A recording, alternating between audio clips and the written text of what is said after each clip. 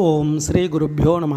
ஓம் come கணபதையே நம. நம்ம ஸ்ரீநிகேதன் வலைதளம் வாயிலாக முருகப்பெருமானுடைய சாஸ்திரநாமத்திலிருந்து தினம் ஒரு நாமாவளி சிந்திச்சுருக்கோம். இன்றைய தினம் 186வது நாமாவளியாக ஓம் கிரியா சக்தயே நமஹ. ஒவ்வொரு காரியத்தையும் செய்விக்கக்கூடிய திறமையாய் இருப்பவர் முருகப்பெருமான் அப்படின்னு வர்ணிக்கிறது. எல்லா சக்தி வடிவமும் இறைவன் தான். நம்ம பார்க்கக்கூடிய அனைத்து சக்திகளும் இறை சக்தி தான். அவர் தான் அணுவுக்கு அணுவாக இருக்கார். அப்பேற்பட்ட அந்த இறை சக்தி பல வடிவம் எடுக்கிறதுல கிரியாசக்தியாக இருக்குது. கிரியா அப்படின்னா செய்தல், செய்து முடித்தல், காரியம், வேலை, தொழில், கற்பித்தல், பழகுதல் அப்படின்னு இப்படி பல அர்த்தத்தை கொடுக்கக்கூடியது. ஆனால் கிரியாபதம்னா வினைச்சொல் அப்படின்றோம். அப்போ ஒவ்வொரு செயலையும் குறிக்கிறதுக்கு கிரியைன்னு பேர்.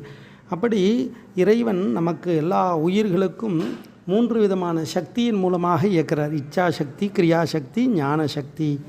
அப்போ கிரியைனா செயல்படுறது. எந்த ஒரு காரியத்தை நம்ம செயல்படும் பொழுது தான் ஞானமானது பிரகாசிக்கும். அந்த செயலால் அதற்கான ஞானத்தை அடைய முடியும். அதனால் ஒவ்வொரு காரியத்தையும் செய்யறதுக்கான, அதை செய்விக்கிறதுக்கான திறமையாக யார் இருக்கார்னா இறைவனே இருக்கார். அப்படி அவர் எங்கே இருக்கார்னா அறிவோடு கலந்துருக்கார் இல்லையா. அறிவொன்றற நின்று அறிவார் அறிவில் பிரிவொன்று அற நின்ற பிரான் அப்படின்னு வர்ணிப்பார். பிரான் அப்படின்னா பிரியாதவன் அர்த்தம். அப்படி இறைவன் ஞானத்தோடு இரண்டர கலந்தே இருப்பார்.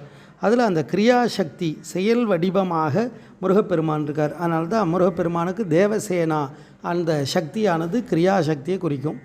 வள்ளி அப்படின்றது இச்சாசக்தியை குறிக்கும். முருகப்பெருமான் ஞானசக்தி. அப்போ இந்த 3ஆலையும் இறை தன்மையை அடைய முடியும்.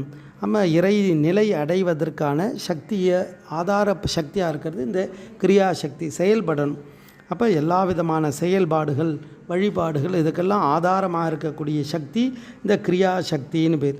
அப்படி எல்லா விதமான காரியத்தையும் செய்விக்கக்கூடிய திறமையாய் இருப்பவருக்கு நமஸ்காரம் அப்படின்னு இந்த நாமாவளி அழகாக வர்ணிக்கிறது. ஓம் கிரியா சக்தயே நமஹ. ஸ்ரீ குருப்பியோ நமஹ. ஓம் சும் சுப்பிரமணியாய நமஹ.